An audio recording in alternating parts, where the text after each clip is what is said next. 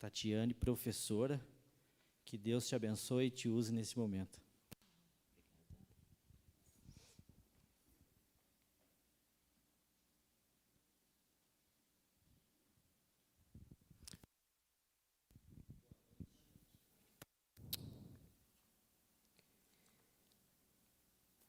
Boa noite a vocês que vieram nesse dia friozinho. Lá fora está friozinho, mas aqui dentro está.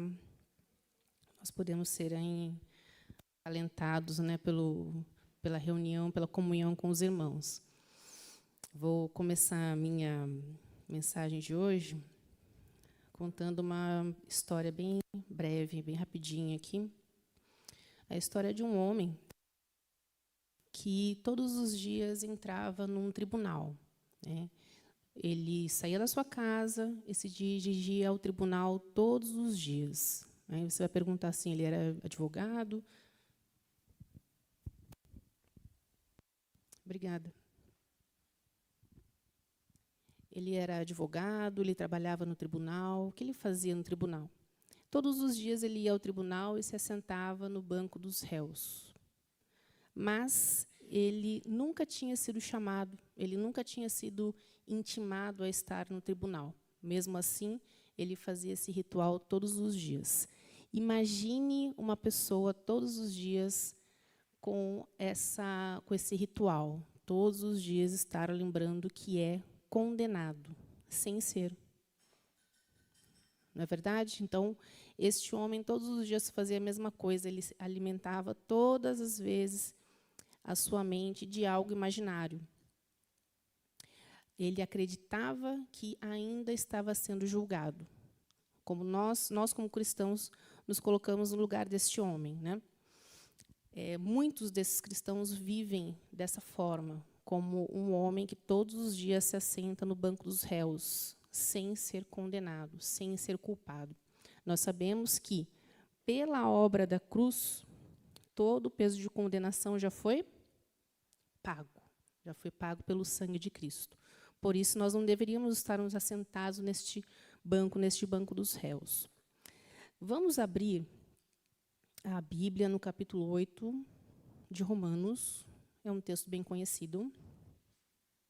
Nós vamos rever em alguns trechos desse capítulo 8. No versículo 1, primeiramente.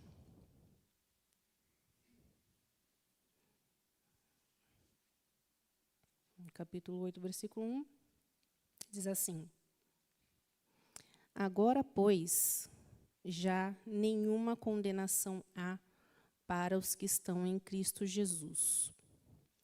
E aí a gente para aqui. Paulo começa, então, o capítulo 8, nos falando sobre essa luta espiritual, certo? Não falando sobre perseguição, sobre fim dos tempos, ele começa falando mais sobre a nossa posição. Que posição é essa? Que o homem acaba esquecendo e aceitando determinadas imagens aí errôneas na sua cabeça. A palavra diz que essa sentença é uma sentença final, né? O Senhor está nos dizendo, olha, não há condenação. Essa é a nossa sentença final. Muitas vezes nós nos apegamos à palavra condenação, ou então à palavra culpa, né? Por que não lembrarmos que, se não somos condenados, nós fomos absolvidos? Então, a gente precisava retomar mais a ideia de que, se Cristo pagou na cruz os nossos pecados, isso quer dizer que, em Cristo, nós somos absolvidos. O tribunal já se manifestou, tudo já foi pago. Observando lá a palavra condenação, que é expressa em Romanos 8, uma palavra grega. Eu não gosto muito dessas palavras gregas, que elas sempre me enroscam. Ela é assim, ó, katakrima. Katakrima. É uma palavra bem diferente, né? Ela não significa apenas culpa emocional.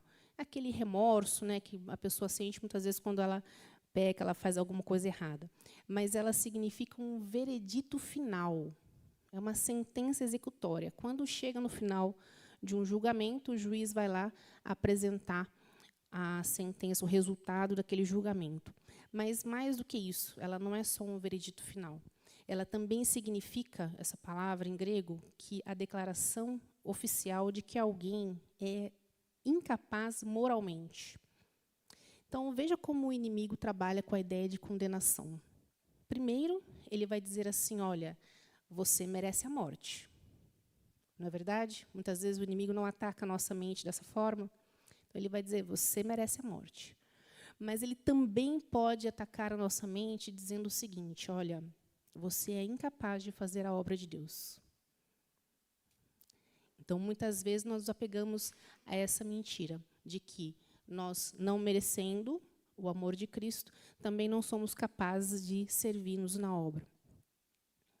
Mas nós devemos, a todo momento, estar olhando para a palavra, para a verdade do Senhor, sobre aquilo que a palavra diz que nós somos.